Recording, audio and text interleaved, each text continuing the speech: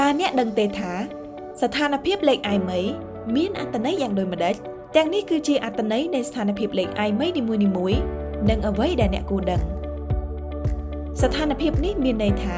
លេខឯមីត្រឹមត្រូវនឹងបានដំណើរការលើបណ្ដាញទូរស័ព្ទចល័តនៅក្នុងប្រទេសកម្ពុជាជាធម្មតា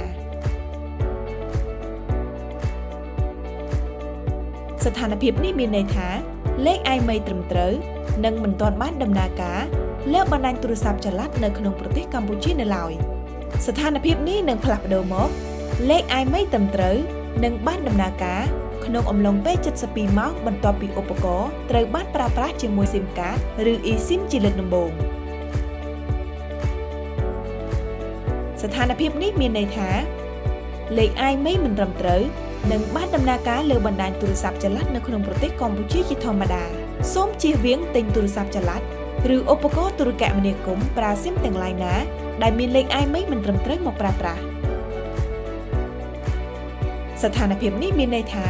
លេខឯមីមិនត្រឹមត្រូវនិងមិនទាន់បានដំណើរការលើបណ្ដាញទូរស័ព្ទចល័តនៅក្នុងប្រទេសកម្ពុជានៅឡើយ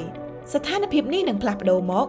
លេខឯមីមិនត្រឹមត្រូវនឹងបានដំណើរការក្នុងអំឡុងពេល72ម៉ោងបន្ទាប់ពីឧបករណ៍ត្រូវបានប្រើប្រាស់ជាមួយ SIM card ឬ eSIM ជាលើកដំបូងសូមជៀសវាងទិញទូរស័ព្ទចល័តឬឧបករណ៍ទូរគមនាគមន៍ប្រើ SIM ទាំងឡាយណាដែលមានលេខឯមីមិនត្រឹមត្រូវមកប្រើប្រាស់ដើម្បីទទួលបានព័ត៌មាននិងមានសុវត្ថិភាពសូមពិនិត្យស្ថានភាពលេខឯមីរបស់អ្នកជាមួយប្រព័ន្ធ eIOS នៅថ្ងៃនេះ